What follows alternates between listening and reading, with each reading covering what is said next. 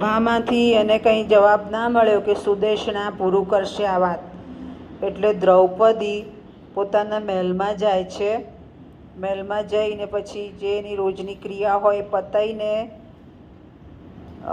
ભીમ રસોઈ ઘરમાં છે.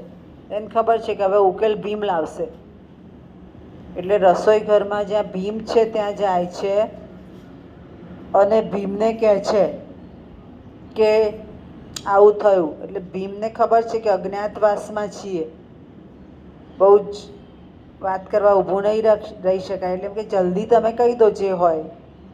એટલે એ ટૂંકમાં કહી દે છે કે કીચકે આવું કર્યું. અને ભીમ એમ કહે છે કે સારું, હવે હું એનો ઉકેલ લાવીશ.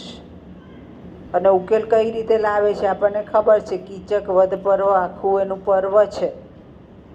તો અહીંયા ભીમ અને દ્રૌપદી વચ્ચેનો સંવાદ છે કે પાંચે ભાઈઓમાં નિર્ણય કોણ લાવશે. દ્રૌપદીને ખબર છે ભીમ લાવશે.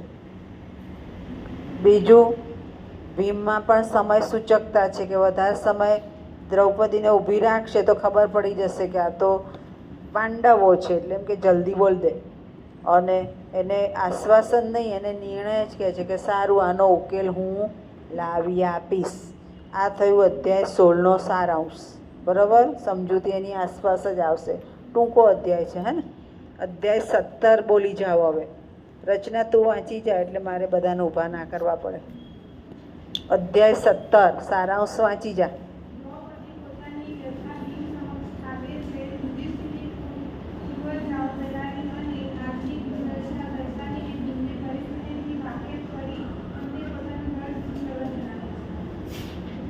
પોતાનું દર્દ દૂર.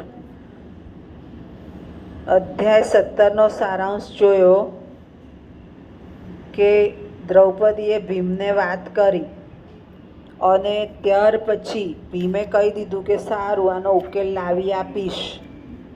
એટલે ભીમનો દ્રઢ નિર્ણય જોવા મળે છે કે એ પોતે કહે છે કે સારું, હું આનો ઉકેલ લાવી આપીશ. હવે દ્રૌપદીને એમ થાય છે કે હું ભીમ પાસે ગઈ અને ભીમને કહ્યું, ભીમે ઉકેલ લાવવાનું કહ્યું. પણ સભામાં તો બેઠા છે, વિરાટ રાજા બેઠા છે ને યુધિષ્ઠિરે બેઠા છે. જો આ દરેક વ્યક્તિનું મૂલ્યાંકન કરવું જોઈએ.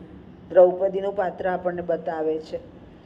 તો બંને કેમ ના બોલ્યા? તો મેં હમણાં જ કીધું કે વિરાટ રાજા છે, માત્ર લોકોને ઓળખવાની શક્તિ ધરાવે છે. બીજું, એ નિર્ણય નથી લેતા. નિર્ણય કોનો ચાલે છે? કીચકનો. ત્યાર પછી યુધિષ્ઠિર બેઠા છે સભામાં જ, બ્રાહ્મણ વેશે. તો એ તો બોલી જાય તો આખો અજ્ઞાતવાસ નિષ્ફળ જાય. એટલે દ્રૌપદી વિચારે છે કે એમને પણ ચૂપ રહેવું પડે. આ બંને જણાને ચૂપ રહેવું પડે એ પરિસ્થિતિ છે. અહીંયા આપણને વર્તમાન પરિસ્થિતિમાં જીવવું કઈ રીતે બતાવ્યું.